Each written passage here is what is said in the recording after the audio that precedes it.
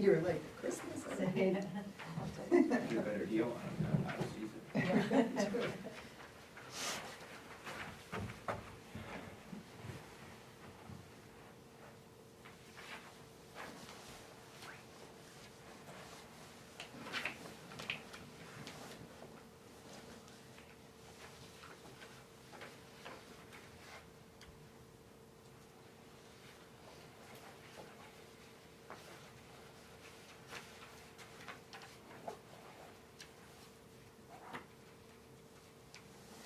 Alright.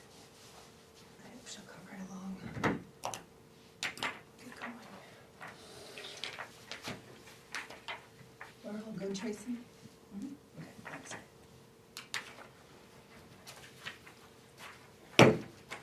Welcome, everyone. This is our regular select board meeting on Wednesday, December 3rd, 2025 at 6 p.m. We have 4 members of the board in attendance at the moment, so we do have a quorum, and shortly we'll have a full board here. We're also joined by Manager Sharon Jackson and Clerk Tracy Walker. If you please join me in the flag salute. I pledge allegiance to the flag of the United States of America and to the republic for which it stands, one nation, under God, indivisible, with liberty and justice for all.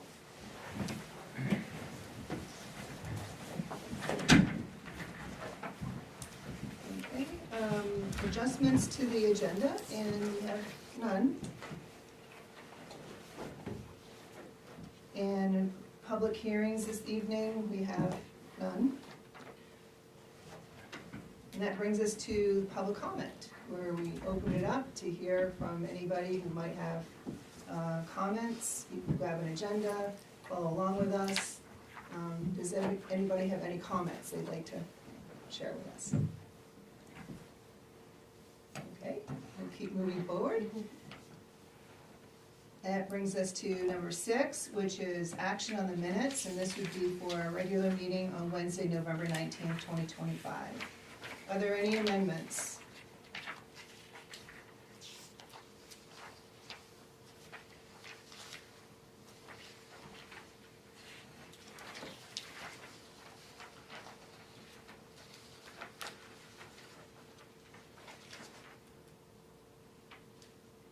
I had one on 12 under select board items. And it's when we were discussing the Bethel Airport money at the county budget workshop. And it says was not approved due to the other airports that are more centrally located. And I'm thinking perhaps more along the lines of due to the county supporting the county airport and the others are not a county airport.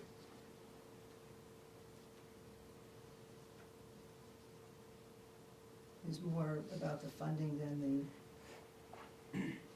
a location, however you want to wordsmith that.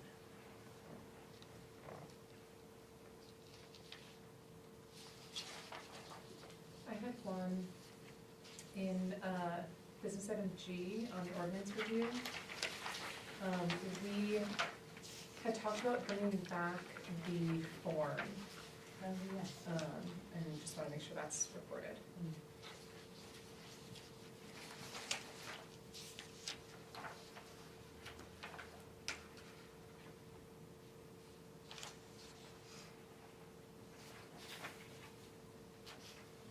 Anything else?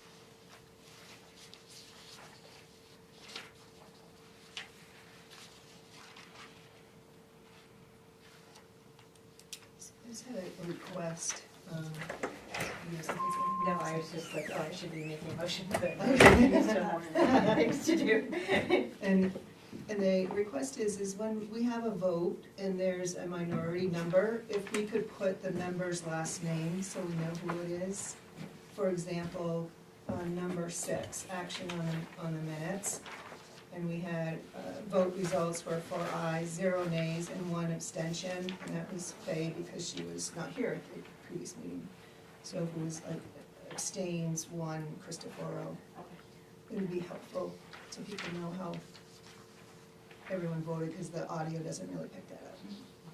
Do you want that identified for the yes and no's also, the ayes and nays? Yeah, whatever is the minority, abstentions and whatever is the minority, it's easier to put the minority number of names than it is the majority.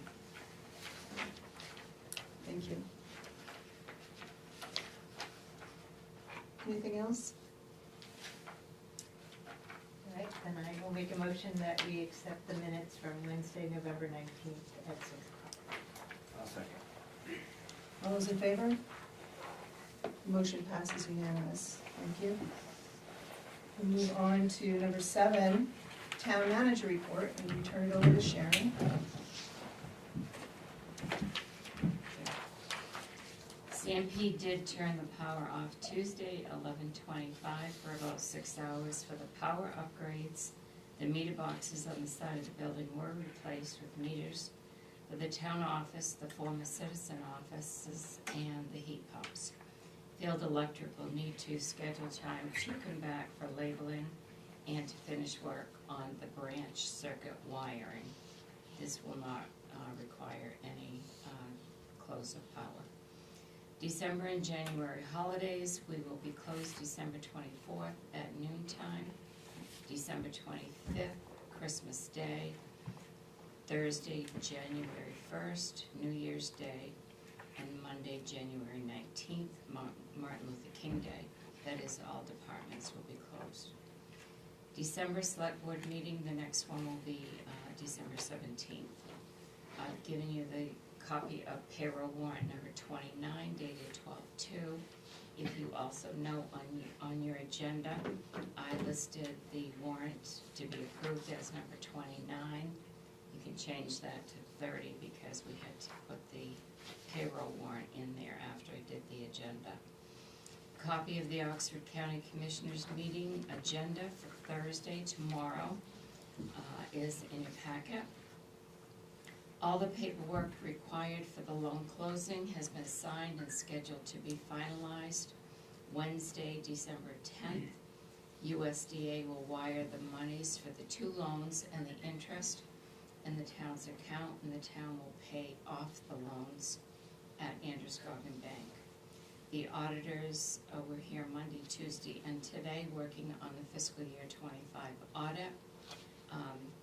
They still have quite a bit of work left to do. This was their initial work where they come in for files. Erica Buffkins with AvCog can meet with us on Wednesday, January 21st at 5 p.m. She said that she typically allows an hour and a half for the process to discuss the comprehensive plan update process. If you want to meet with her that night, that would probably be about 6:30 before we would be done, and then start the select board meeting after that. You can let me know if that would work. She is scheduled for another location on January 7th. I've given you a copy of the Bureau's Enterprise Liquor Licensing System, which is called the BELLS system. This is the information on submitting applications to the state for new and renewal liquor licenses. This is the system that they changed to about a year ago, and it explains everything in it. I've also given you a copy of Title 28A Liquors, Part 3, Licenses for Sale of Liquor, Chapter 27, Application Procedure, Section 653, Hearings Bureau Review Appeal. After the last meeting, Tracy did call the state licensing office to get information on what they send us and how to print off more information than what we have been printing off. And so we did get quite a bit of information that day. I've given you a copy of the email from Faye with the information about an opportunity to learn about options to continue to restore the town offices and the Odeon Hall. Thank you. Thank you, Sharon. You're welcome. Any members have questions for Sharon? Well, isn't Odin Hall, at the school? Upstairs. No, it's the one upstairs. Oh, That's what that's upstairs. called. Well, I Yes. was thinking that was Cool's number one. Why are we doing Cool's? Oh, yeah, Okay, that's Odin what it's Hall. called. Okay. Upstairs. We can talk about it later, if it needs to be. So the AvCog meeting Wednesday, January 21st at 5 PM, is that something that's going to work for you all? Originally, we were looking at a Thursday. Fine with me. Yeah, works for You guys all good? We would be having a select board meeting that day anyway. On right? Wednesday. Yeah. Wednesday, we Mhm. would, yeah. Yeah. And then we would probably just push the start time for that to 6:30. Mhm. Yeah. Sounds Good work? Yep. Thank you.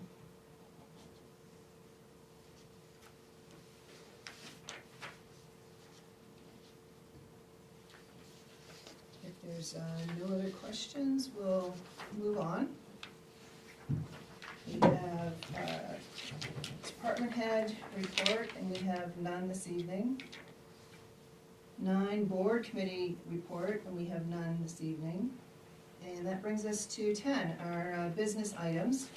And the first item is Rotary Wahusett Kids Association presentation for their 5K run scheduled for May 16th, 2026.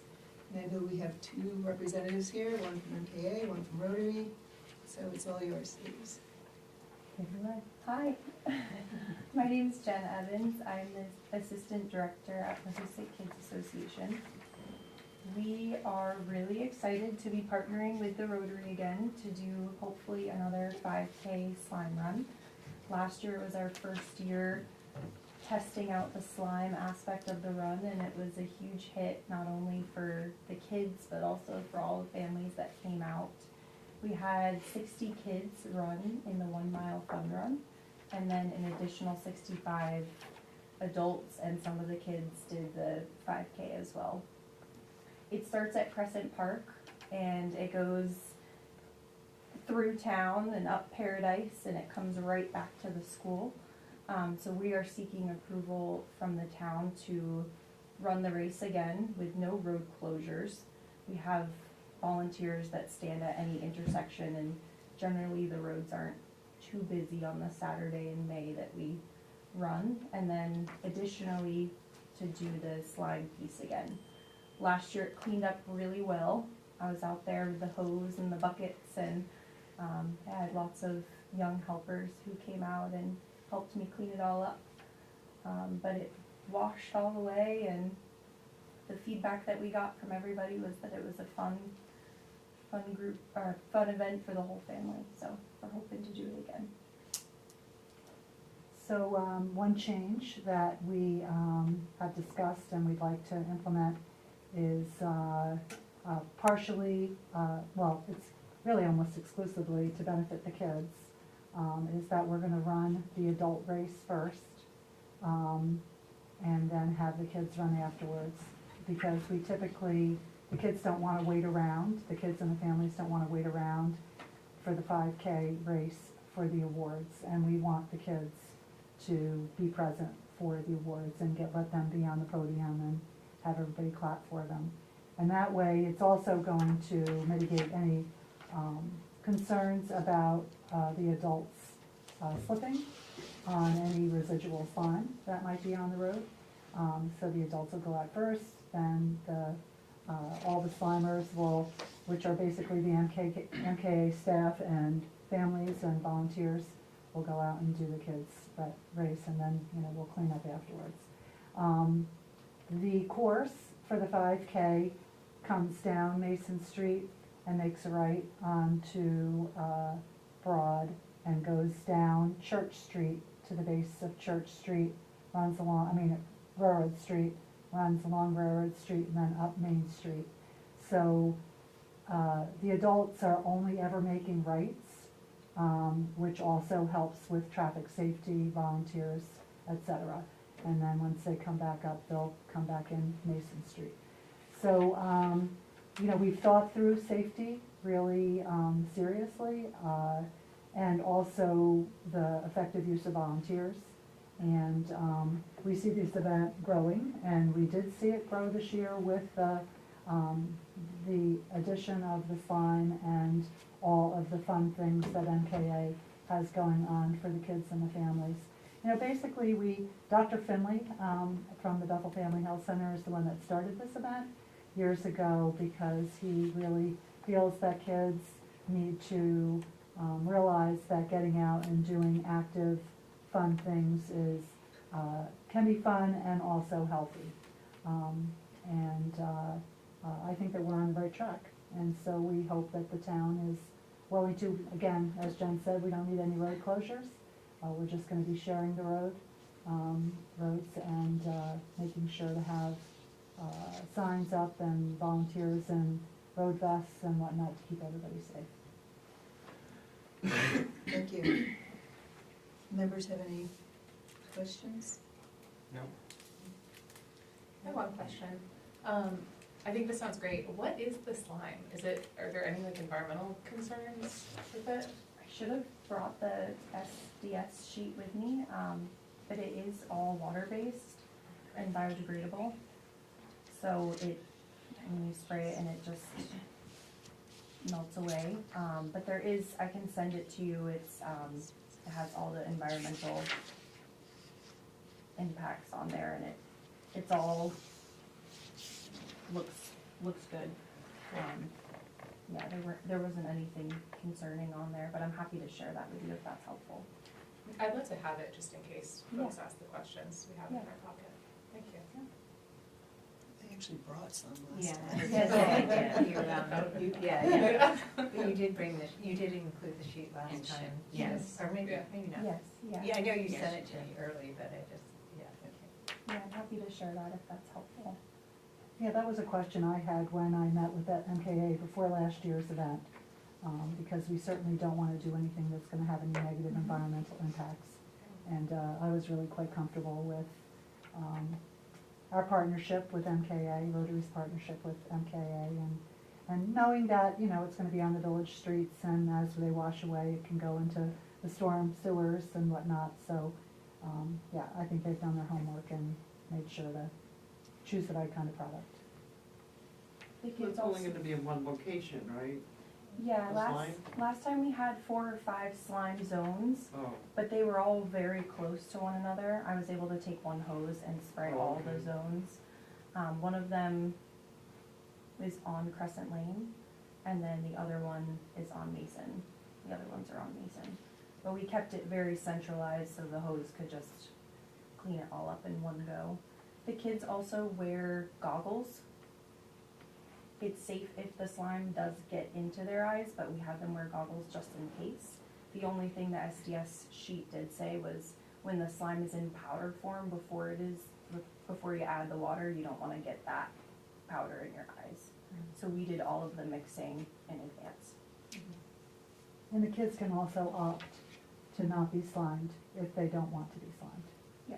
So, We asked that they wore a bright color like red, just so our slimers knew not to spray those kids if they didn't want to be sprayed. But we didn't have anybody wear red. Everybody participated. part of the fun. Oh, great. Thank you for coming in and sharing your presentation, and we look forward to the event in May. Meanwhile, if you wouldn't mind taking the road share application and fill it out at your leisure.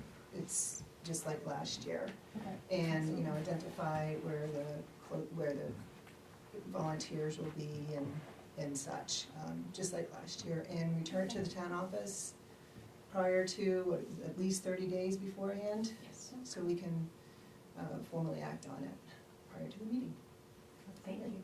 thank you. Everybody all good? Yeah. All right, well, thank you for joining us. Thank you so much. We move on to 10B, which is action to approve an on-premises beer, wine, and spirits license for Crossroads Diner, Frank's New York Diner LLC, located at 24 Maple Road. And you have the liquor license application and information in your packet. And also at your desk packet, we received the waiver to waive the public hearing on this liquor license.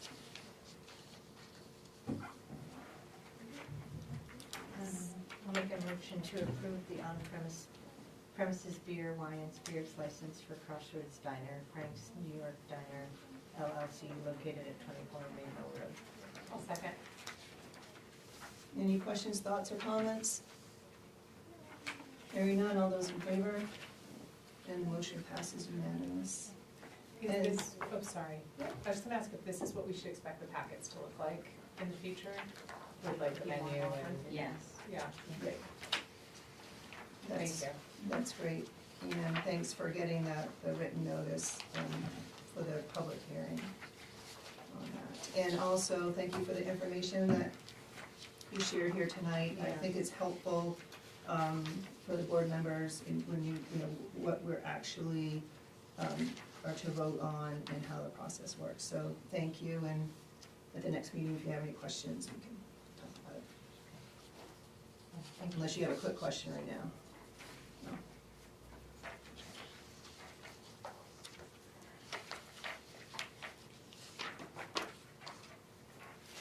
Moving on, we are at 10C. Discussion and action to approve the pre-application to Efficiency Maine with Field Electric for funding for the heat pumps for the town. This is a follow-up from our last meeting in regards to Efficiency Maine and the restrictions that they had put on if we are a benefactor of Efficiency Maine funds, which prompted us to ask Sharon to go back and ask for more information, which we got emailed to us. And also the current estimate is on your desk, on your table. So Sarah knew the most, I turn it over to you and Sharon. Well, tonight's the first I saw the number, the total number being $66,995. I think when we wrote the grant, it was for It was 61,000. 1,000 something, yeah, so it's a little higher, but if we do take if we get the Efficiency Maine rebate,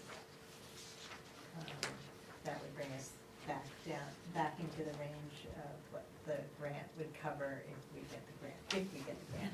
So I think you asked for 61,000 from the grant, right? Well, we asked And for what- more because we did some of the weatherization projects too. Mhm. So I think our total ask for the grant was, do you want that number? The total ask?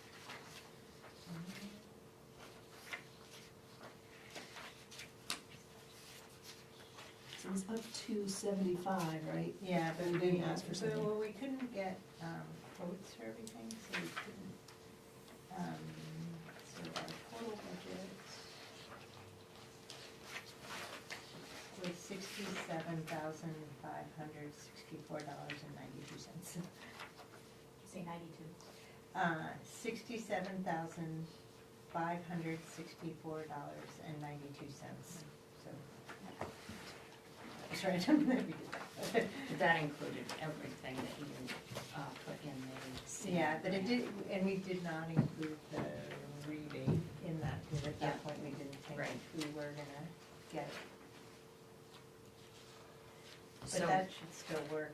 it will still work. Yeah. When Field Electric submitted the information for the pre-application, the estimate changed, and that, the 66,995 is what went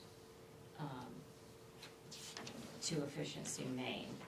And at that time, they were estimating the rebate to be $8,900 in the $61,000 bid. At that time, they were estimating it to be a little over 12,000. That changes, that's a revolving number all the time. It changes based on requirements and that Efficiency Maine has out. at any particular time. And then in this bid here, they also allowed a cost for the refrigerant, so that increased it as well.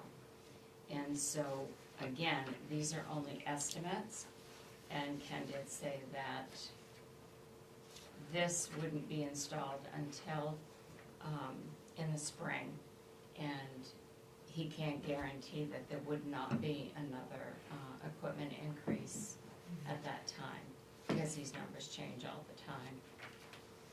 So, I haven't looked carefully enough. Did the number increase just because is it exactly the same equipment? it's the Or same did bid. it change? No, Okay. nothing changed in the equipment, just the estimate, not the labor, but the cost of the equipment. So that's pretty fast then, huh? What was the date of the Yeah. last? It was, I know, it's a lot. I know, it's funny that they don't break. The you first know, one just was put a price back for in everything. June, June, and then this one was in September. September.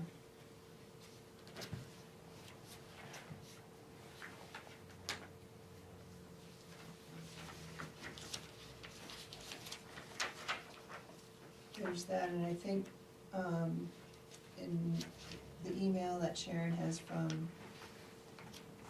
Efficiency Maine, the question we had about how long does our other heat source need to be locked and such, and it sounds like they answer it in the email. People saw that.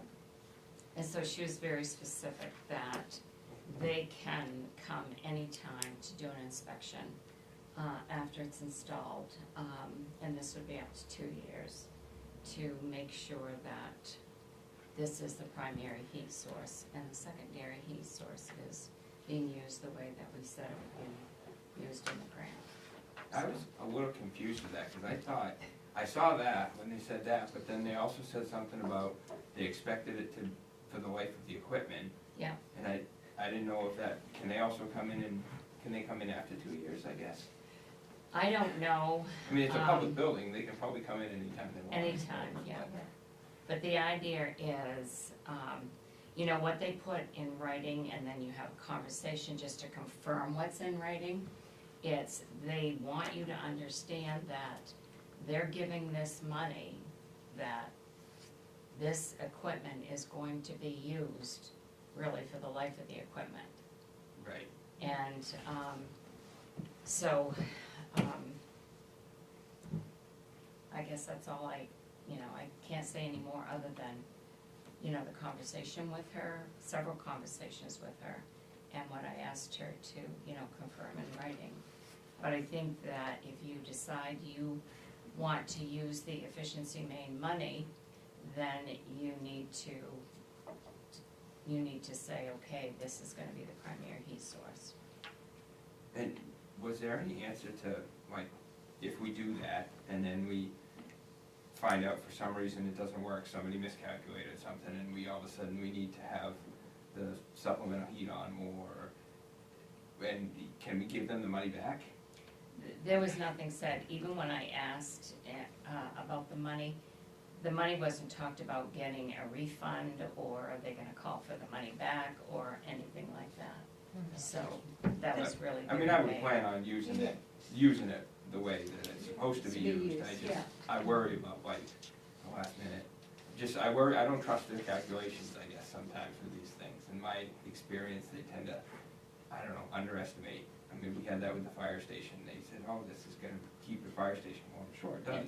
As long as all the 14-foot bay doors never open up. Right. And then the minute they open up, all of a sudden the heating isn't keeping up with the fire station. Yeah. But it did say though, it's not like the pellet furnace will be off. Right. It should, and it said only if it drops 5 or 10 degrees, It- then it's allowed to kick on. So Yes. it's not like a Okay. crazy difference, like, Yeah. they don't want your building to freeze Right, up. no, I know. And so I think it was just like, I don't know, we just had a Conservation Commission meeting, a couple people said they have heat pumps at home, and the same thing, they said you have to lock it, but they said really they don't, like, totally, like, they're not militant Yeah. about The it. heat but- is set, the the pellet boiler heat will be set to a certain grade. Right. Yeah. They'll do that, I Right. can't tell you what that'll be, but if for some reason the power goes out, well, the pellet stove's gonna go out too. Right. So then if it drops below the heat, then the pellet boiler would automatically kick in anyway. Right. I think if you wanna get a really good idea as to what the heat pumps are going to do, a 2-year period is, you know, you can't just do it for 1 Right. year. No, I would think that you would want to do a 2-year period.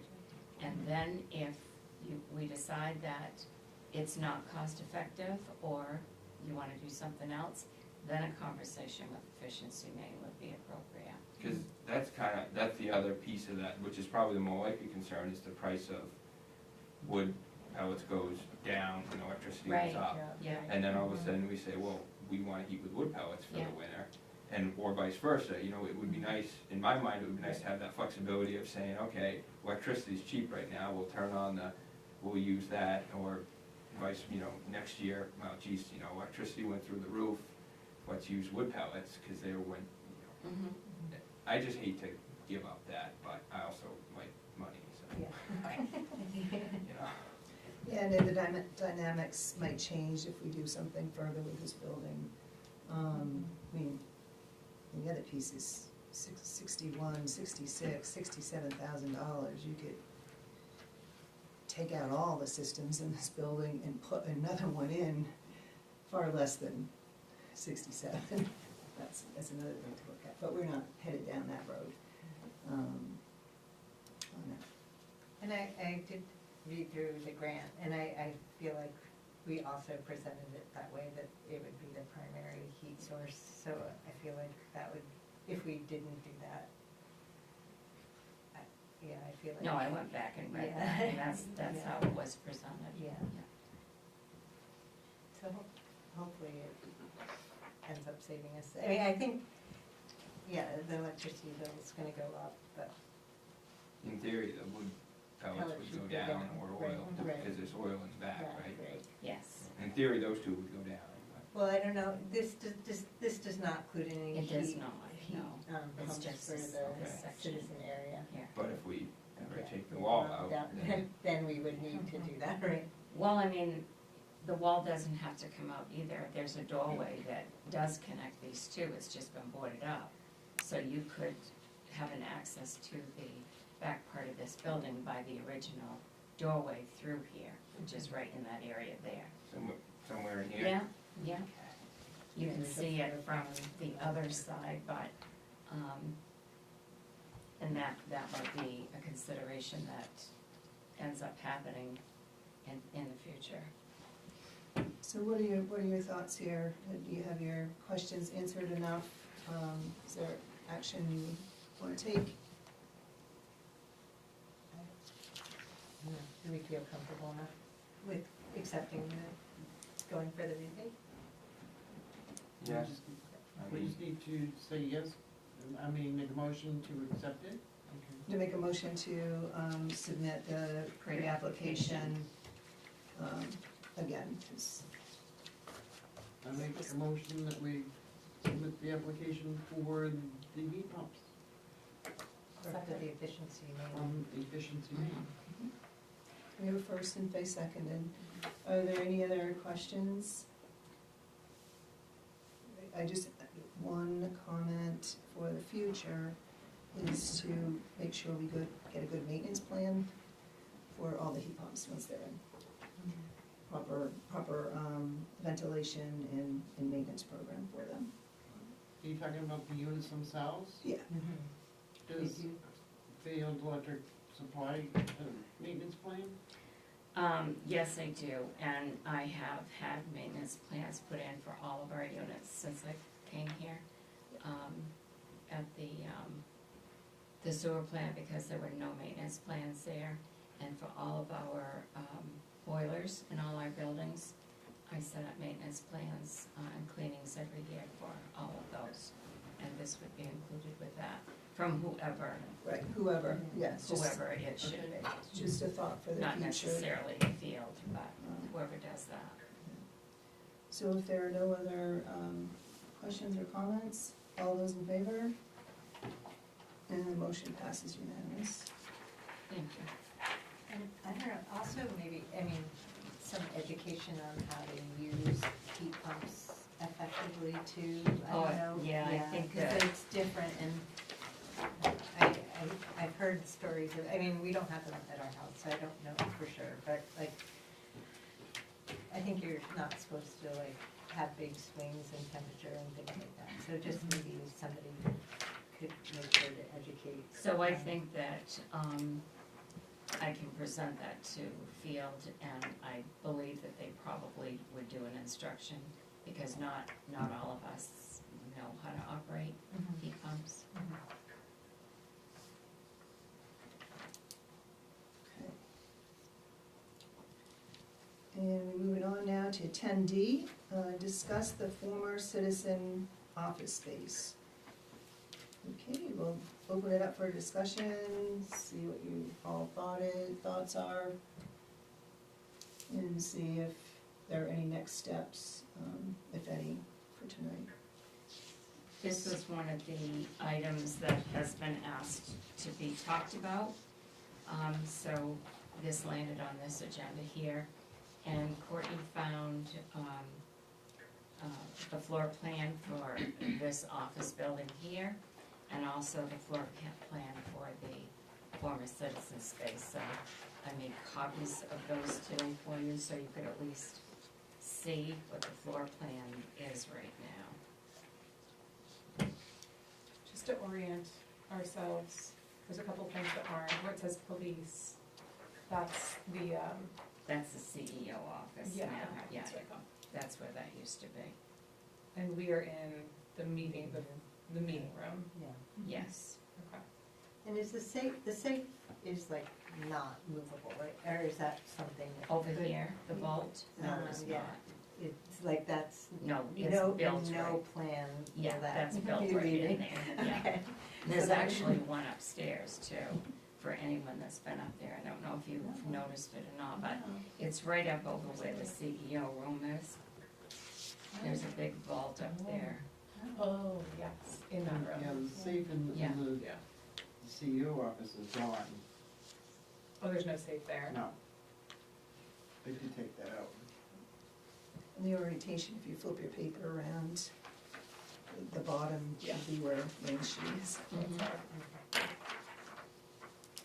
And where it just says layout to the top of the meeting room, Mhm. This is a very old layout. Like they did Floor newspaper plan. layout. oh, So it's like, okay. it's really Yeah. deceiving, it goes this way actually. Yeah, I see where we This way. are, I just thought that there was a door, there used to be a door, I think there is. Yes, that's like, what I said, like there is a door maybe- right in that corner. but that's not It looks reflected like here, it's been right? used as a Probably closet on not. the other Okay. side. I think it's like a little That goes kitchen. out back to the citizen, you Yeah. can see it if you're in If the, you go back Right, there, yeah, I it's remember out it being back. on the other Two side. long Yeah. counters. Okay, Where is it, Lynn, over there? Is It's it not in the kitchen, is it? Yeah, Yeah, it's in the little kitchen. yeah, Yeah, it is it in the is. kitchen. Yeah, Right I at wasn't the end of sure it. if that was the one that went downstairs though.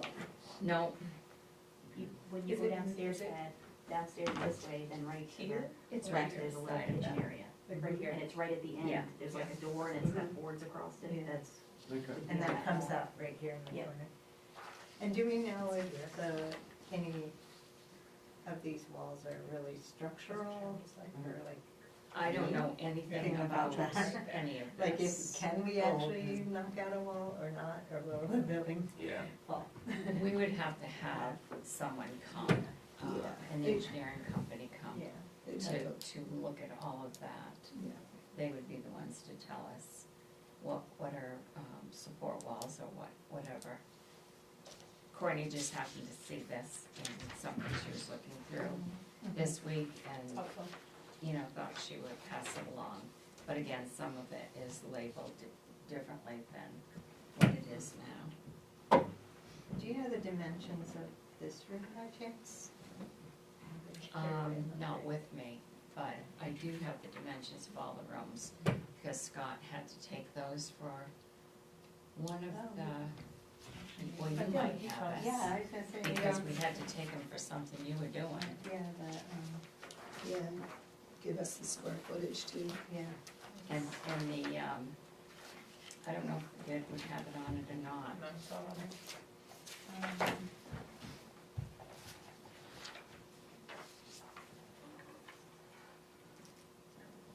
So square footage of the first floor being 20,000 square feet? Yeah, probably, it's pretty big.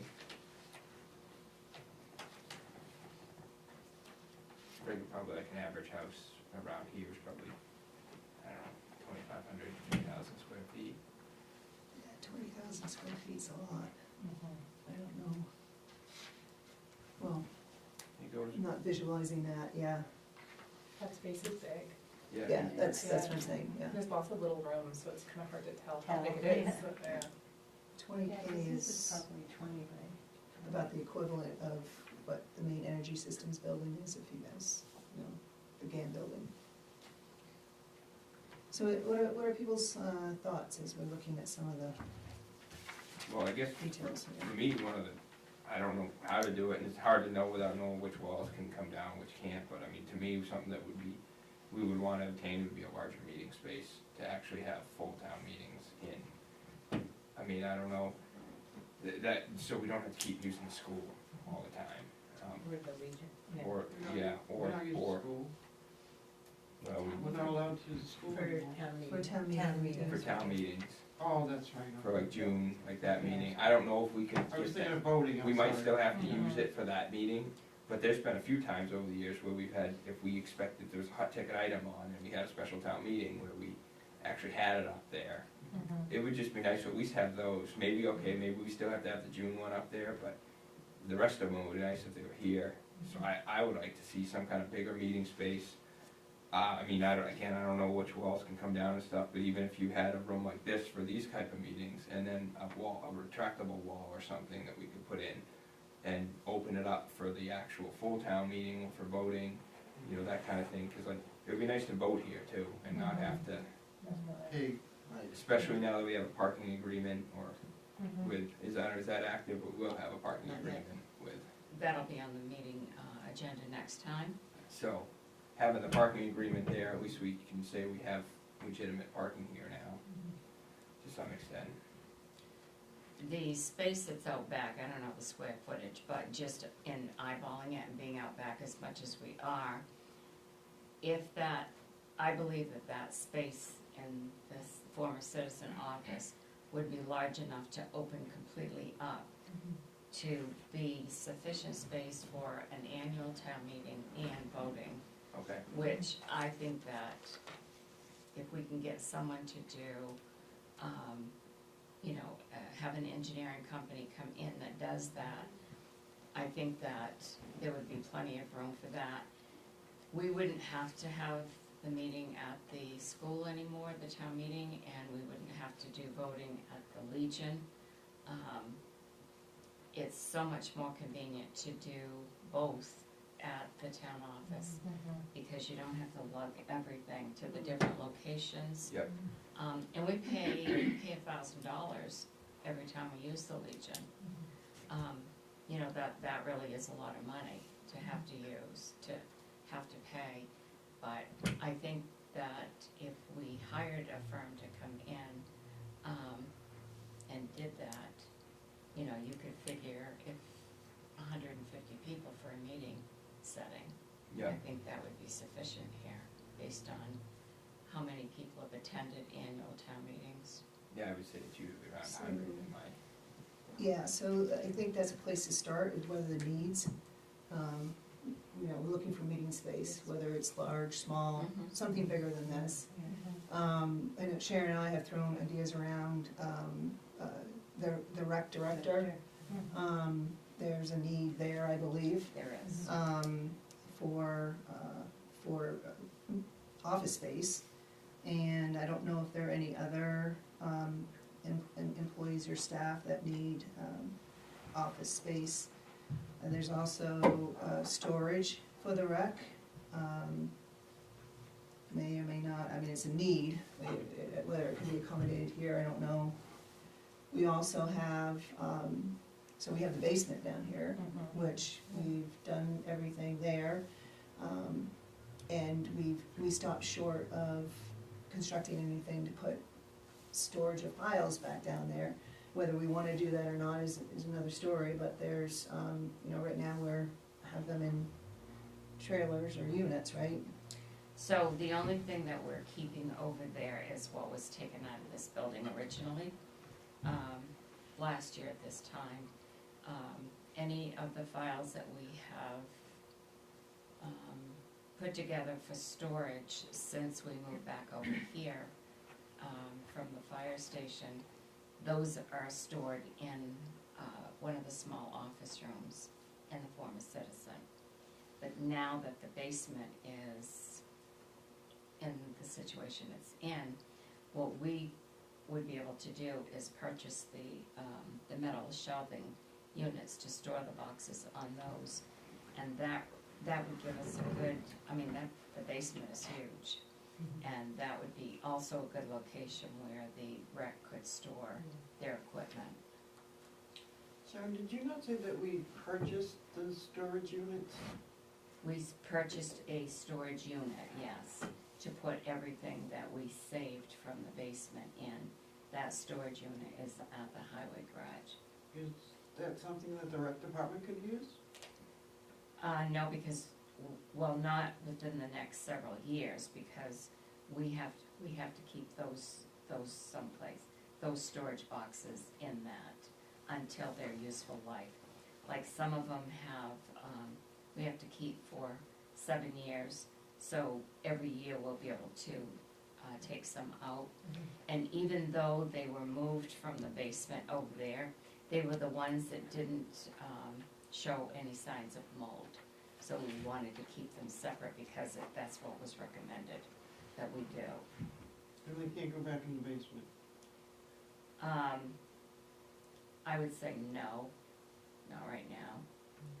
I don't wanna introduce anything in the basement that might So the ruin sto- anything we The just storage did. unit that's listed in the Citizen, I don't remember that being a separate room. Is that actually a separate room? Yeah, there is a separate room in the Citizen that is This locked. one, right? Yeah, there are 2 doors, one on each side.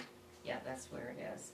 And they're lockable doors. That's where all of their server equipment was and their phone lines Oh. were. Okay. So that room was locked, so that's where we've put our confidential files right now. And I would say the walls for those smaller offices, I don't think would be load bearing. I don't think Yeah. there'd be an issue Yeah. with those Yeah. coming down. As far as the one where all those wooden cabinets are, I don't think you can mess with that one. But the rest of those 3 offices, I think that would be no problem there. So if you took where it shows office, right where Citizen is written, that space there, that's a pretty good sized space. Yeah. And where the 2 offices are, there's actually not walls there. Oh, There is where the one is that's locked, but the other one, it's not a closure wall, to me, it's more like a half a wall, isn't it? Cause there's at the front office, the front office one? the front office. Yeah. That one isn't, That's glass, right? I don't remember. I think it's just That's cut like out, a just counter. a cut out. I think that's Yeah. right, yeah, that would be a good way to describe it. But I think where those 2 offices are there, if that could all be opened up, that's a very huge space. I think that is what I'm thinking could accommodate. And maybe even just having a conference room too.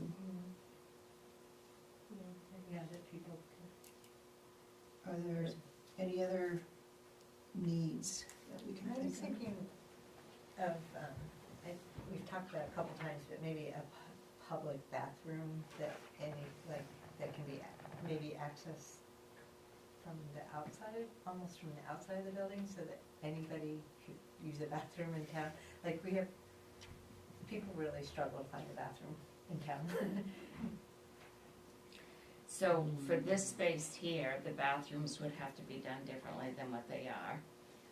You would have to have 2 bathrooms and, you'd have to have, handicap accessibility because they're meeting rooms. I only know this because we just did this same type of format, when we bought the Oxford, town office building.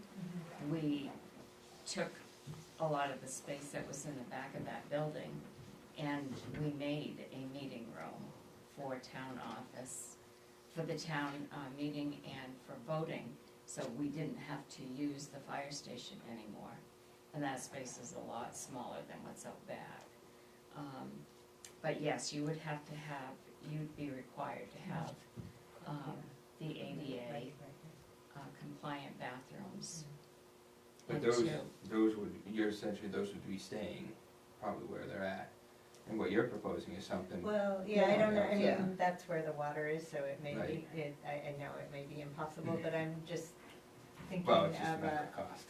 Nothing Yeah, impossible. right, I guess. Cost and Yeah. accessibility, because it would present a, people have to come in, they have to park, they could do their thing and leave, and,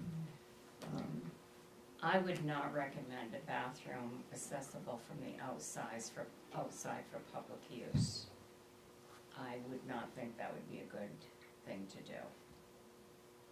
If someone wants to use the bathroom and they come in the town office, but just opening a bathroom for public use from the outside, you have no idea what kind of problems that will create. may be able to address this some other way, maybe. Yeah. Well, I think even Yeah. right now, people can come in from the outside and use the bathroom, but they gotta come in. They're not Well, it just, says employees only, so. No. We, Or did you One say says designate Public one? and then One- the second one says okay. employee. one is Yeah. Okay. is employees Yeah. only. The other one, if someone comes in and wants to use the bathroom, it's public. Are the bathrooms the way that they currently are they ADA accessible, or would those require updates? I don't think they are ADA accessible. I don't remember one bathroom in there. Yeah, Or the bathroom? Yeah. Yeah, there's one. it's Yeah. very small, Very small. And there's a yeah, kitchen too, right? Yeah. yes, It's back, So there's another spot with plumbing. yeah. it's back here. It's like here. It's Yeah, where- exactly. Yeah, where the door, where the.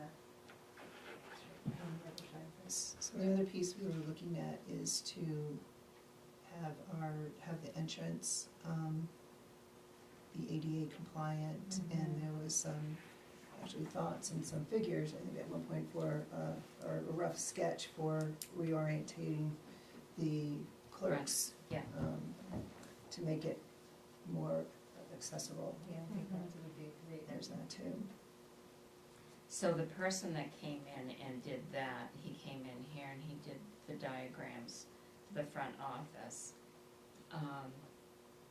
I had him come in here, I knew him, he's the one that designed the space and the new Oxford Town Office when they cut through their walls in the back of the building and made the large meeting room for voting and town meetings. And he is I can't think of his name, he's from South Paris. He is someone that does this, he'll draw up a design of whatever you might be looking for. Yeah, I think But there are others that's just where we need to start. I mean, we can sit here and try and figure things out, but it's not gonna work, so. No, we need somebody, right, to come in, but I think to provide for them what the needs, wants are, give a little bit of a scope so they're not going blindly, Right. is helpful on it. So, I mean, I'd look more toward an architect to start. And, so that we can get some pricing, so then it can go through the budget process and everything. And I don't know, I don't know what we have in our budget for this building, or if it's all dedicated to something at the moment.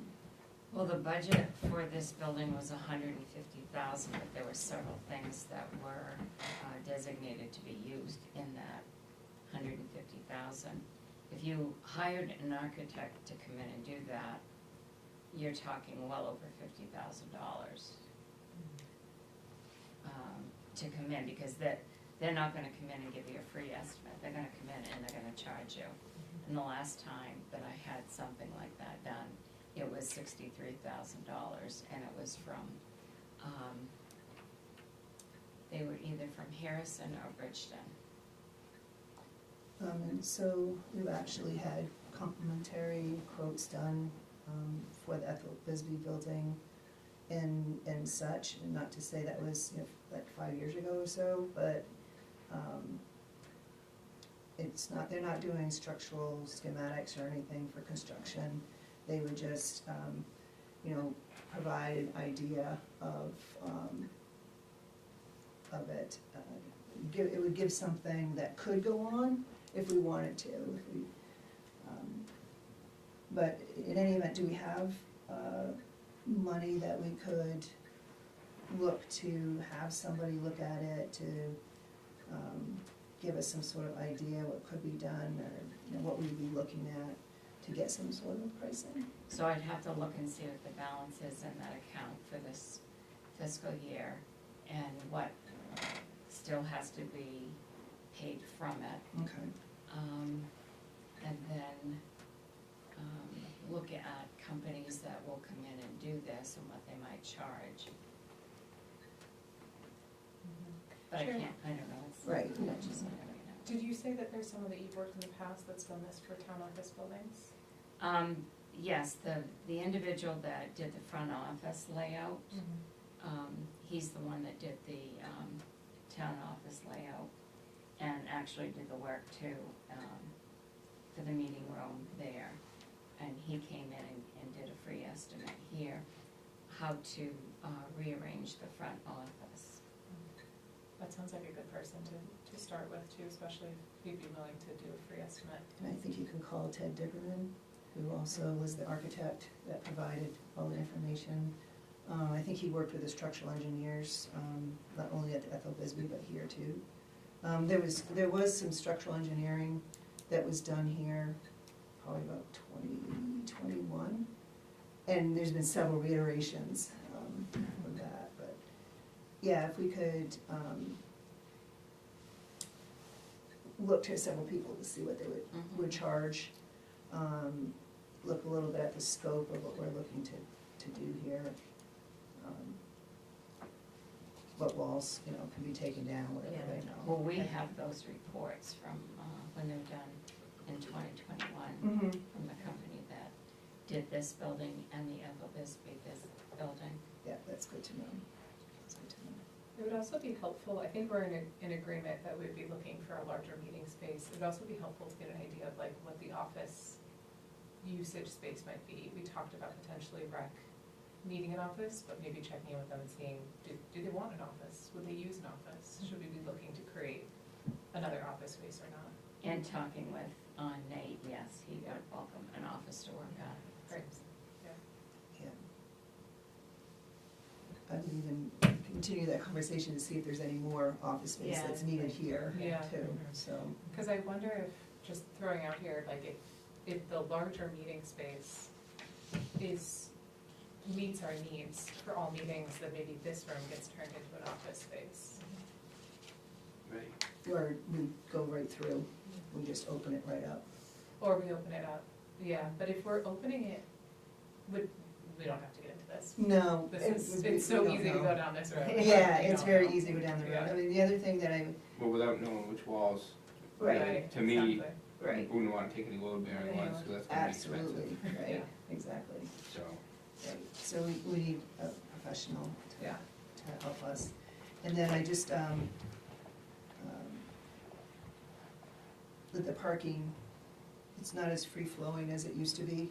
I mean, we used to have the conference center parking. So that's just something to think about once everything is done. Can it really be used in the manner that we hope to have it? That's just a thought to me. There is parking. I mean, people, if you're having town meeting, they could park all along Main Street and Church Street and walk. I mean, it's not, Yeah, It's I just think the just town a- meeting just a- would be the one that would be the most challenging, the annual town meeting. I think for voting, it would be okay, Yeah.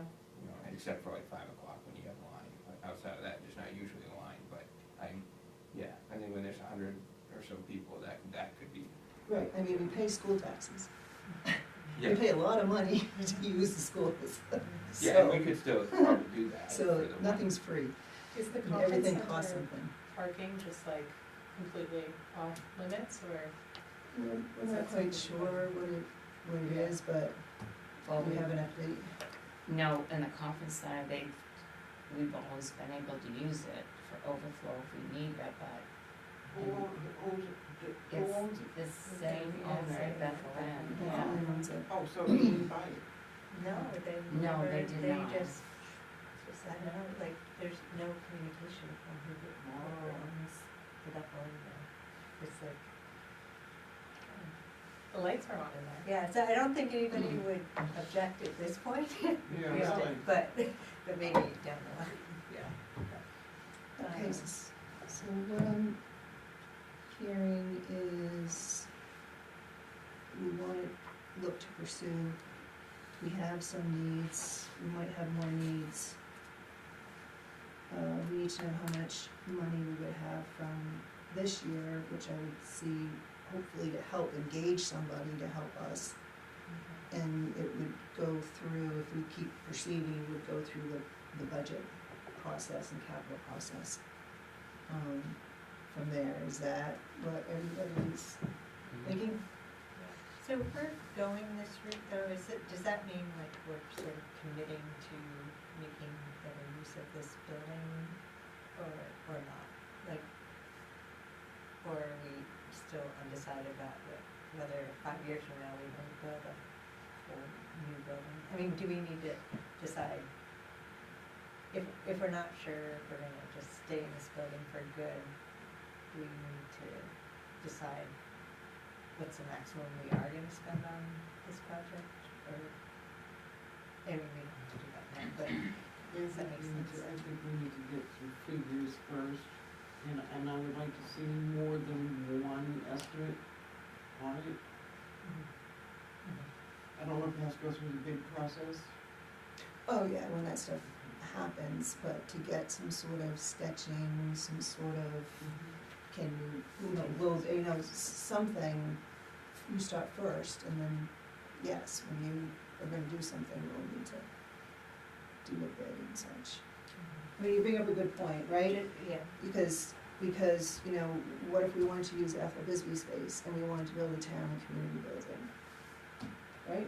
We Then I start- wouldn't want to spend money on it. And then but there would need to be something here, say something like that happened, right? And we had all of our wishes and everything was there. It would still take time to do something like that. So there's still value in this building in making it something that would be more usable, I think, because even if there was something else, it would be nicer to have meeting space, or nicer to have office space, but it has storage, and it would put the value, I mean, we've spent a lot already, it would put a value to it to be able to be used for something else if we wanted to, or if we wanted to sell it, or if we wanted to donate to the historical site, So I hear what you're saying, you don't wanna go build this other building, and hopefully there's other money sources for a new building, and then spend money here. Yeah. But we're already down the road. No, I do, I love this building, so I personally like the idea of like slowly picking away at some of these projects, but just like, if we take a wall out here, does it affect what we can do upstairs eventually, if we wanted to do something, the next step would be making that space more productive or safer or usable. So I was just wondering, like, if whoever is looking at these plans can think that way for us, like, how will it affect how we use the rest of the building too? Right, not only up but down. as well, True. as well, on it. Okay, so I think we have a little bit of a path.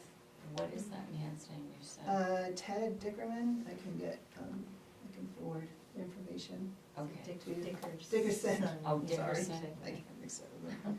Would Ted Ted and Reuter Sue. be another person, or is he not? He's pretty much put everything to Ted, but we could always Oh, ask him. I okay. think he does some specialty, and Ted's been doing most of his thing. And I would see, we would have more information, maybe to take this back up again in January. Right?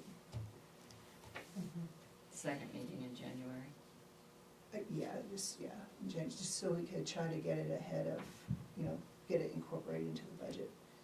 I think that's smart, so we know what we can use, what estimates we need to get. Are we good on this for now? So we don't have to do a motion like that. Well, we, Or yeah, should go we? ahead, make a motion for the path that we're gonna try to take. Do I? Right, let's see. So I make a motion that we contact a professional who can give us some insight into what a floor plan may look like to meet our needs of meeting space, office space, Storage. and rec storage. Is there any other, or just to meet the needs that we have? Is that good enough? Do you want to Yeah. add the budget piece to that? Oh, yeah. Like evaluate what's available. And evaluate what In current needs are budget. available in the budget to help with that process. Yeah, because we'll have to take another vote if we actually find somebody that we want. I'll second that. You got that right. I'll listen for you. If there are any other thoughts or comments, all those in favor? And the motion passes unanimous, thank you. Citizen.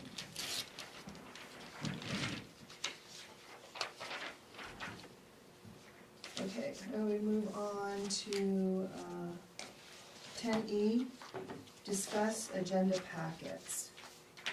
And I'll turn it over to Sarah, who sponsored this one. Yeah, I just asked Sharon if I could, if we could put this on the agenda this week. Just I've been thinking about, I think just as a result of last meeting, just how, mainly, I guess from my perspective, is just having a little more time with all the things on the agenda to think about and be able to possibly ask like Sharon or questions ahead of time, because I'm a slower processor, so I feel like when I'm not able to get the packet till Tuesday, and so I was just wondering, but I don't want to I understand that Sharon has so much going on that I don't want to ask for more, like that's not possible, but I was just wondering how everybody else felt, like, could we be more effective if we were able to have more time with the items on the agenda, to have maybe more thoughtful questions, or maybe I have more time to look things up in the code than I have. I also know I'm human and I may not like do this perfectly even if I get it earlier, so I guess that's why I've been hesitant to ask, but I did look on some other towns in our area, like Waterford and Bridgeton, and like on their website they say like agenda items must be submitted by the Thursday before their meeting. Sometimes it was hard to find when their meetings were, so, but I don't know if we have that as clearly, and would it help you, Sharon, if like you had more of a cutoff for each meeting cycle that you can just say like, I can't take that, because it's Thursday and I'm not, like, I'm preparing the agenda today, and so it'll go on the next meeting, but not this coming meeting. Would it, I was just wondering if something like that would be easier for you, and then you can get the agenda done earlier, and then you can enjoy the weekend and not have to prepare the agenda over the weekends. I don't know. It was just something I wanted to discuss, and if people don't feel like that's helpful or anything, I'm fine with that too. I can keep doing things the way I've been doing it. But I was just, when it was midnight last night and I was looking through this, because that was when I first finally got to sit down and look at it, I'm like, I don't feel like it's. Yeah, I feel the same way. I'd love to have it on Friday if it's possible. I don't know if you have to make a last minute adjustment, I'm sure that's a pain. I mean, I certainly sympathize with the same thing, but like, yeah, I got it on Tuesday too, because I couldn't get in here Monday, because I was out of town from 8 to 6, and you know, it was nice. Luckily this one was pretty small. Yeah. Sometimes they're not, and Yeah. it would be nice to have it on Friday if we could, even if it like means maybe we'd ask, you know, maybe you add something to it and we just pick it up the next week, or I don't know what the rules are as far as that. Like, if you could I'm fine with setting a cutoff date if that's something we can do, so that you're not last minute, and you just tell people, listen, you need to get it in a week before, and if not, it goes on the next one. I don't know. I mean, we used to, when I was first on the board, we only met once a month, so people were really waiting. I don't recommend we do that, but I guess my point is we meet every 2 weeks, so the worst case scenario is they'd have to wait maybe a little over 2 weeks if they hit the cycle wrong, I guess, but that's just my thought. We do have provisions in the code that allows if there's like an emergency piece or something, that it can be brought up at the meeting. It has to be unanimous vote, but it can be brought up at the meeting. Thoughts? I like the idea of a cutoff day. Yeah, I like that idea. So what I generally do is I don't accept anything to go on the agenda unless it's an emergency, on Friday of that week. So if you want your agenda on Friday, I'll have your agenda on Friday. And then just use like Thursday as the cutoff date for you. No, Wednesday would be the cutoff date, because then I would be preparing the agenda on Thursday. And I wouldn't accept anything after Wednesday of that week, getting it ready on Thursday, and then it would be distributed to you on Friday.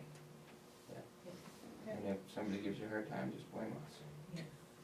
Does that make your life like crazy difficult, or? No. Because I wasn't sure if like you need the weekend where you don't have any I know you constantly have distractions, I know that, because we come walking in, but, and do you need that quiet time where you aren't dealing with other, staff? I start setting my agenda packet up, knowing what I'm going to have in it anyway. Sometimes what I call an emergency is if, something requires a signature before the next meeting, then that would have to be added. And that would end up having to be added onto an agenda where you vote to, under adjustments, to add it on. I also really appreciate, I like the future agendas item. Yeah, I read that. I think it's recent, that you've been adding these. It's really Well, I always helpful used to have. do that before, when I was a manager. And I've done that a few times, but it helps you not forget to, Yeah. especially when there's a lot of things that keep getting brought up. No, I do, I really like that Yeah. feature that you brought, Yeah. It's helped me a lot, so, Yeah. thank you for doing that. And so what I'm hearing is it sounds like if we have any agenda items, that the deadline would be to get it to the town manager by end of business on Wednesdays. And then Thursday is prep, and then Friday is distribution day. Is that That'd be awesome. Yeah. everybody comfortable with that? Yes? Okay. And the emailing does help too. Yeah. That's actually what I did Monday. I went through half of it on my phone. Well, and usually When the like, packet's available, yeah. what I do is, in the past, I have gotten some agendas out on Friday. That depends like when the office might be closed for a holiday too, that also has to change the schedule. But the day that I actually get the agenda out, it goes on the website the same day that you are emailed the entire package, which is usually Monday. And then, cause I tell you the 3 things when I send you the email. It's on the website, I just emailed it to you, and your hard copy's in your mail then. So, and that's usually on Monday. But if Monday is a holiday, that doesn't happen because we're not in. Right. And on some Monday holidays, I've done it on Friday. So there are sometimes some circumstances that might Yeah. not allow the regular format to happen. But what I'll do is, I'll just plan to start doing it this way, if that's when you want it, and then we can see how that works. I think the public may appreciate that too, because I did have somebody who is new to town ask me, you know, why isn't your agenda on the website a week before? And I was like, I don't know. Or I was like, you know, I know it was budget season when she asked, and I was like, I think we're just super, you know, everybody's super busy. But, I mean, I think, The budget would, the budget, the agenda would, you know, once it's distributed on Friday, it would go up on Friday. yeah, and that way Yeah. people also have, like, there's time for people to say, oh, this is on the agenda, and then people can talk too and say, maybe we should come to a meeting, and so maybe we'll get more people coming. I mean, I know that's just, I can go both ways. Our So we attendance- should be. It's all Our part of attendance is the- up 100% from last meeting, I think. We did have people watch on the video, so that's great. Yeah. So, do you wanna make that a motion that we're gonna go and try with Wednesday, end of business day, for the town end of business day is the deadline to get items into the town manager. We'll use Thursdays as a prep day and Fridays a distribution for our meeting on the following Wednesday. I guess I just made the motion. Can I say so moved? There you go. So moved. All right. I'll second. All right. If there aren't any other comments or thoughts, all those in favor? And the motion passes unanimous. Thank you, everyone. That brings us to the warrants. Thank you, Sharon, for sharing the 2025-29, which is the payroll warrant. You have that copy on your table. And that brings us to 11A, action to approve accounts payable warrant 2026-30 in the amount of $700,797.96. And I'll move that. Second. Questions?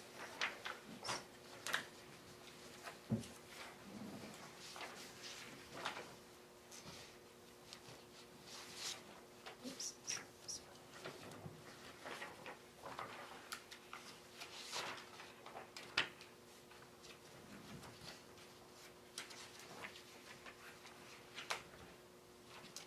Question on page 2, 00038, towards the top, it's Western Main Supply Company, it's something about excise tax? That was a refund of excise tax. It was done as a fleet registration, and it had to be done in Rumford. So they paid the excise tax here under fleet, and it's only supposed to be for 3 months, not 12 months, because the fleets got re-registered in January. So we had to do a refund to them. So it's just the way it's done. For them, Yes. because our fleet is annual, so their fleet is just 3 months or so. What do you Okay. mean our fleet is annual? main energy systems when we bring in for annually in October, and we do the excise tax. But you do yours in October? Yeah, Okay. Yeah. So they don't do their fleet again until January, is that correct? yeah, so they do And- 3 months or something, Yeah. yeah. Well, they just bought a new truck. Well, this is it, they're trying to get their registration lined up. Yeah. Well, no, it was the state that caught it, and, Yeah, yeah. yeah, It was yeah. a whole day thing. Yeah, it's not a fun thing to do, No. to get it all lined up, so I understand, thank you. All right, I don't remember seeing so many soccer referee items before, and why do we not pay other referees for other sports? We do. Soccer is the sport right now. So after the season is done, then Nate submits a request for those who did refereeing to be refunded. The soccer fees, just like during baseball season, we pay for the referees and umpires for the season, and he submits them all at the end of the season. So soccer just got done. So it's just $30 for the whole season that? No, it would have been for each one that they did. Yeah, it's like Yeah, I a saw. bunch of them, I so saw- there's all different games. Right, Yeah. so that's what it's for, it's each game, that's what the charge is for each game. What they used to do is they had a checkbook, and they used to pay by checkbook, and we had that canceled, so now they have to be paid Maybe this that's way. why I'm not used to this. So, but yeah, that's, Okay, I was kinda gonna ask that, why is it not coming out of their budget, but, well, this Just does, answer that. yeah, it does come out of their budget, well, no, their budget, but they don't pay it themselves. right, yes. just before most of the referees, there's Sports Engine, an annual subscription, $799. I'm gonna guess that's for their registrations, reps registrations or something? So all registrations are done online, and that's the software That's the program that we have, so that And that's- whatever sport it is, they go in, and it's an annual fee that we pay for that. They just register online, that makes pay their sense. dues online. And EMS has a license renewal, 220, is that a annual? I'm gonna assume it's an annual Yes. license.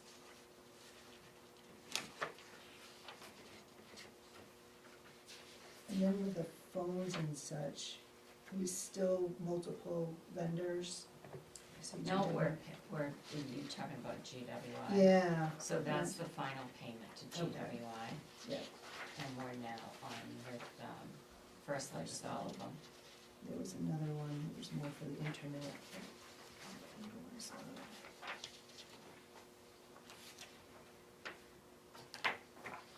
Does anybody else have questions?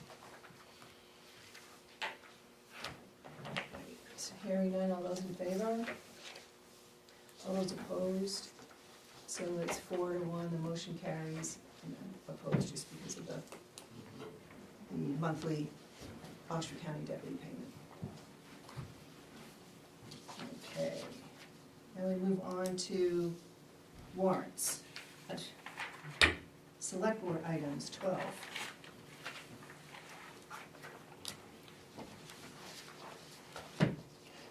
Anybody have any items they'd like to share?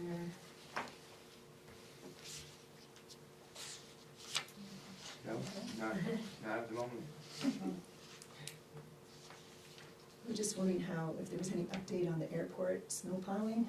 Yeah, This would have been, thinking about that with the snowing, I wondered. So they started Sunday, was the first time they plowed on the runway, and then of course this one here.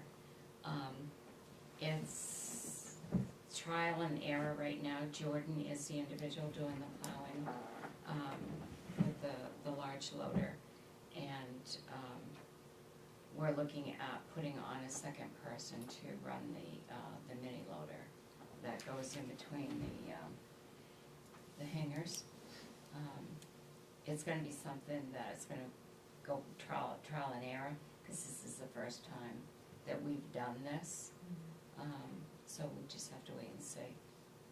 But the runway was, I did meet with Randy this afternoon, the runway was, done very satisfactorily, he said, and cleared off really good. Randy always sends me a text message telling me when the runway is closed. He then sends me another text message when it is open. The runway is not plowed when it is snowing. It's once it stops, then they come in and plow. And then the small loader that we rented, that is the one that's used for the sidewalk over there, parking lot, and in between the hangars. That's probably where there's a little bit more attention that the person doing that needs to get used to, is making sure that that's all cleaned out pretty good. That's great. That's great, good to hear. But then I just had a thought, and looking ahead to the next meeting, December 17th, we have committee and board appointments there, and also reflecting on what Sarah has shared in the past about like the interview process, or how do adding to the process. And I just wanted to throw out to see what your thoughts were about holding an executive session to take a look at the applications, and then we would act on them, of course, in public session. So I just didn't know what your thoughts would be. It's like a job interview.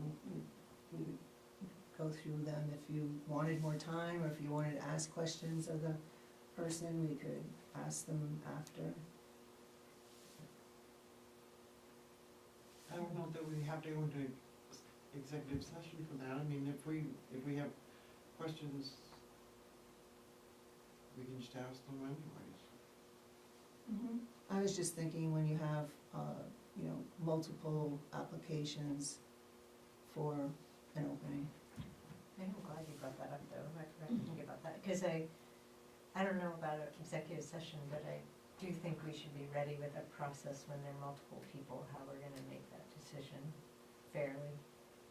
Well, this is why I was thinking about the executive session.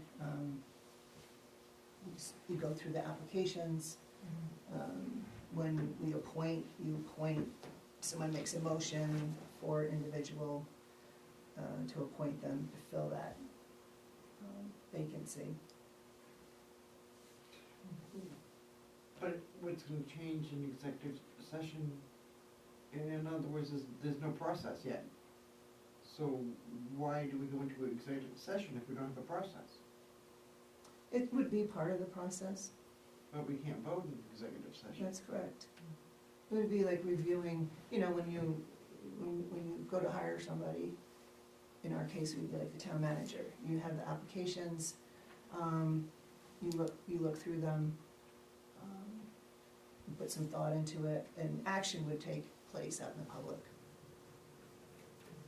We don't have the applications yet. People may think it may not feel transparent enough to people, to the applicants.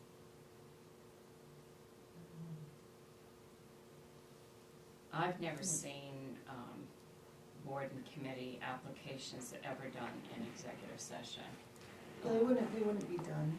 Well, I mean, Yeah, reviewed yeah. by the board, they've Yeah. always been given to the board members, and then they review them. It's all public information, whereas someone's application for employment is not. Well, I believe they put appointments and employment in the same category. But I throw that out there for people. It could be another step in the process, and, Maybe just look at the stuff. No, I think my thought would be, if people wanna come and advocate for themselves, they should do that. But they should do it in the meeting, because to me, that's part of it. If they're gonna be on the board, they're gonna have to speak in front of people. And yeah, I guess I would just I think it's a good idea to talk to people, especially if there are multiple applicants. But, that would be a part of that would be a piece of data I would use. Is that person actually here? If, Yeah. you know, if there's Oh, three yeah, people yeah, and two of yeah, them show up here yeah. and one doesn't, well, the one Yeah. who doesn't, Yeah. you know. Do Yeah. they know, so the people who are applying, do they know we will be talking about those appointments next meeting? Or is it their responsibility to know? Because I feel like that is nice to let them know. You know, on December 17th, we will be reviewing these applications, and we recommend you being there in case the select board has questions for you. I think you did do it that last year, because a lot of them did show up last year. I thought Yeah, that was really yeah. good. That was helpful to have It could them even be here. on the application that it's recommended that you attend the meeting for any questions that may be addressed. Right, but, you know, they know they applied, but maybe they're not aware of when our next meeting, just because they're busy with their life and not paying attention. So Yeah. Tracy could send an email and or call, Mhm. and let people know that the appointments are going to be on the 17th, and it is recommended that they be here if they want to be on the committee, if there are any Yeah, if questions. there's any questions, yeah, I mean, it's just like anybody who's on the agenda should be encouraged to attend, to Mhm. advocate for themselves Right. on it. Yeah. So I throw it out, it sounds like there's not any consensus to begin some sort of a more structured conversation about the appointments, through an executive, session. So, I mean, We'll I'd go be that interested way. in just, well, it's probably too late, but I would love us to have a system of how we go about choosing from, when we have multiple people, but I don't know that I wanna do it in executive session, but I would feel more comfortable having some steps in place. So let's say we have 3 people who are going for one of the planning board positions. How do we So decide it's- that it's- in a fair? it's up to the individual select persons to make your own decision using the information that you have. And you don't have to, I mean, there's been cases where somebody's applied 2 vacancies and they didn't put that person on. And you don't have to say what your reason is, or you put it on or not put them on. But for someone like me, if I have three people that I know that are gonna be, so, you know, I think of the background, have they been on there before? What, if it's a person who's been on it, what's their attendance been like, if they're re-upping? What's their background? You know, is it a background that could help? That's basically it. I always defer that if somebody's put an application in, and they're putting themselves forward, then I'd like to try to accommodate them. But there are things for me, that when there's multiples, I'm gonna be looking at. Yeah, Be like I looking at feel like things it'd like be that. great to have, like if you have, you know, 3 questions that we may ask all 3 of them that will help us know better, like, I don't know, yeah, what is your background, or, an important question for me is a fairly simple one, is like, do you know when this committee meets, and can you come to that time every week, or every time, like, it's not because I feel like that's happening in some cases where just, you know, or if you're going for the budget committee, do you realize that every Monday in March, you need to be here? Like, I'd like to ask that question of them And right there that night, if that's they okay. if they attend, you can ask Yeah. that question, yeah, absolutely. Is the way that it's set up that we vote to either approve or deny each application? No, so you have a Yeah. vacancy, right? So what planning board has, the terms come up, right? So you have 2 vacancies for planning board. We'll have 2 vacancies for planning board. And say we have 4 applications. One of us would make a motion to say, I move to appoint J.A. to the vacancy. And if it gets seconded, you vote on it. So then that JA would fill that position, and we would do, someone would make a motion for the next one to appoint to that position.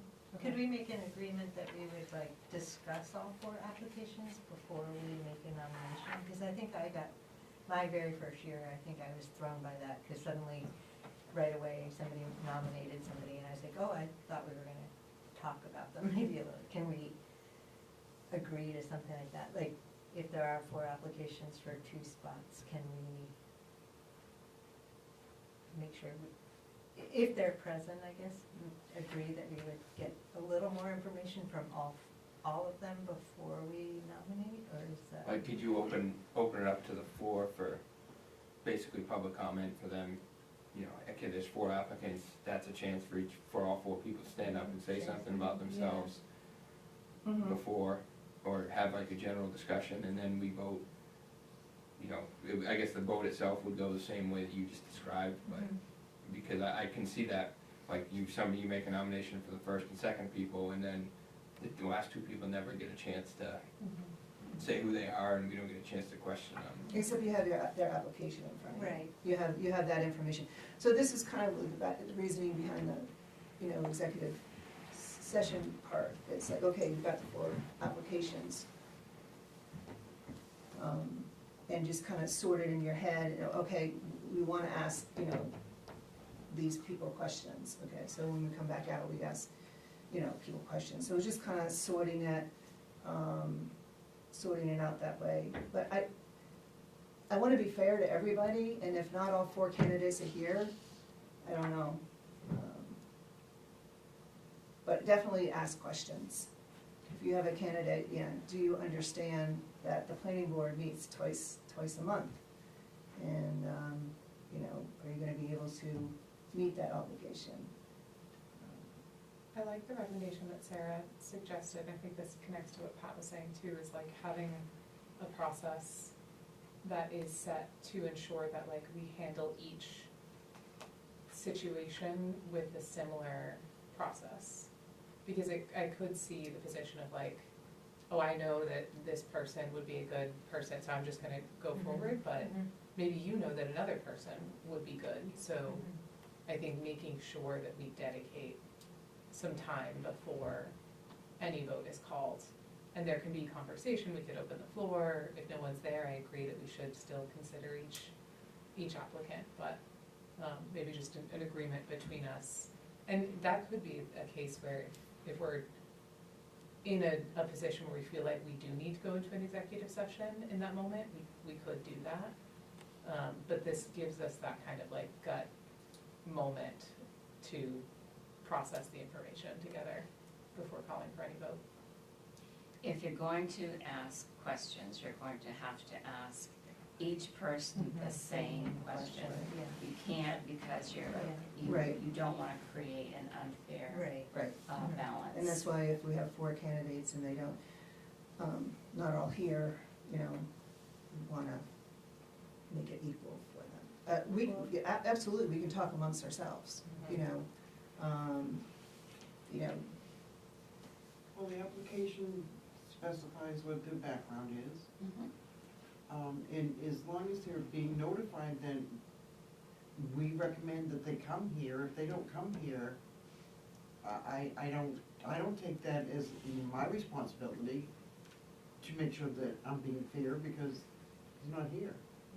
It would be the individuals that show up. Right. That would all be asked the same question, and if someone chooses not after they've been called to come, then that's on them. Right. And then you would ask if you have 4 applicants, they all knew that it was being voted on, then you would have 3, let's say 3 show up, you'd only be concerned with those 3, asking them the same questions. I mean, one question that is obviously a good one, and it is, do you know when this committee meets, and can you meet at that time? Because that's not on the application, so either in the future we could put that question on. You can't, the problem with that question, you can't ask that in an open forum, because the first person's the only one you're gonna get an honest answer from. Because the next 2 people are sitting there listening to that answer, you know what I mean? That's the problem with questioning, you know, in that in an open forum, I guess, that's the problem with that. You would have to do it like an oral board, where we sit down with one person at a time. I Yeah, think the yeah. important part of that question though is, can you make that meeting? You know, and we're counting on folks being honest, Yeah. or like if they genuinely can't. So They- presumably, they yeah. wouldn't be filling out an application But if they they can't, you Yeah. know, and, Exactly. I mean, that's the personal responsibility Yeah. there. And then we do have avenues if we feel that we've appointed somebody and we have done that before and they're not fulfilling their role, there are options that we can take. But, I mean, but that's part of the, the responsibility of putting in that, you know. And if you want to join a committee, it's your responsibility. I mean, I've been on many committees, and I'm sure you all have too. It's our responsibility when we fill out an application to find out when the meeting meets, and if we can't meet at that time, then we just don't submit an application. You can't force people to be honest. Right. You have to just take them at their word, and if they say, yes, I know when the meetings are, if they don't show up, then there's avenues to take them off. But when you have a committee like the budget committee that only meets a few months during the year, it's different than an annual committee, you know, so, that meets every month. But you really have to take people at their word, and the first thing is when they fill out an application, then you have to assume that they know when the meeting is and that they can commit to come. I think that part of the point of asking that question is also to kind of drive home the fact that you need to come to the meetings. Meetings, If you're yeah. gonna do this, Yeah. like, the Yeah. meeting attendance is required. I would also wanna make sure, like, obviously, it would be good to meet candidates in person, but I wanna make sure we don't write off folks if they don't come, because just because they can't come to a Wednesday night meeting doesn't mean they're gonna flake on a Monday night meeting. Right. Or, you know, like, they could be a fantastic candidate, but just not able to do Wednesday nights. So I think since we have it coming up, that we perform the usual way that we perform, but also allow ourselves conversation here at the table. But again, know that your fellow select board doesn't have to answer if they don't want to. So just to know, that we just, you know, once a motion and a second is made and there's conversation, there can be conversation like we do with any of them. It's hard, like, if let's see, if there are two spots, but three people who seem good, I don't know, it's hard to think how to vote. Or like, how do you, it's just one of our decisions to pull one and make a vote. And then if, you know, once we're all through this, if we wanna talk about this again at some other time, to see if we wanna introduce more of an interview process, or, you know, have that was what I was getting at, the executive session piece. It gives a little bit of a sorting out in your mind, a little bit of what's here, what background you may or may not know of that person, and then once you're collected and we're also that come out to here.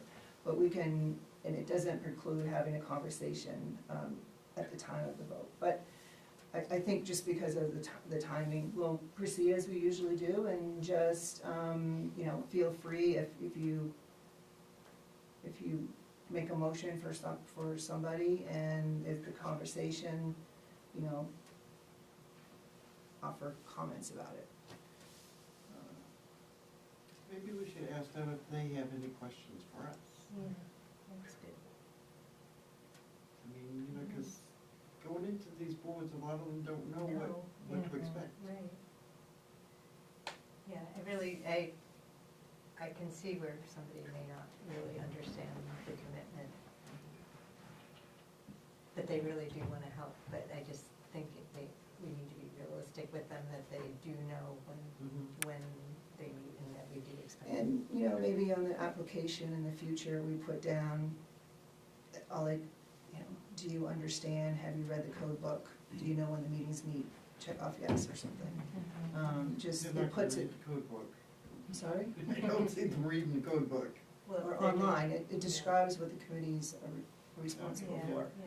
yeah. And, you know, just put some sort of, you know, Yeah, Te- right, testing, right, self-understanding. right, on there in the future, perhaps. Do we get any kind of recommendations?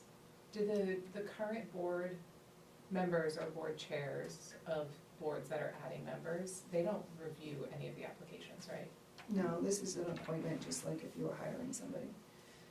It might It's be just an appointment. helpful for us to get, if any of the board chairs have insight of like particular skills or particular like things that they need or they're seeking on their board, that might also help us make decisions that are informed by. That's a good idea. And also, if we take a look at the code book, I mean, it gives committee a little bit of an insight. So like when you read about the Bingham Forest, and you read more about the Bingham Forest, you know that they like to have a forester, you know they like to have somebody from this or that on there too. It makes you become familiar, so, with it, you know, with the planning board, if they have a certain, you know, background, it might make them more, you know, be a better candidate than someone else. But I always like to give a benefit of somebody putting in an application. Yeah. Just volunteering is a huge step. Mhm. Is really good. I mean, a lot of times the applications will say, you know, I just want to serve my community, and that, which is great, but it doesn't really help us to know whether they're, so maybe we think about some other leading questions where we can, pull out a little more from them. Maybe you know, really think about the questions we ask on the application. Right, Yeah. in the future, or ask them to, you know, to attach some sort of, you know, background or resume or, you know, VI or something. All right, I think we've kind of put this up for now, unless Well, maybe thanks for there's bringing any it up that way. That's a thoughts. good- Yeah, I'm So, glad you did that, because I would have thought about it on Yeah. 2 days before the meeting, next Yeah, meeting. so I think we have an approach, and if we want to talk about it more another time, to develop something differently, we can on that. Anybody have anything else? Make a motion that we adjourn? Second. All those in favor? And the motion passes unanimous. Thank you, everybody.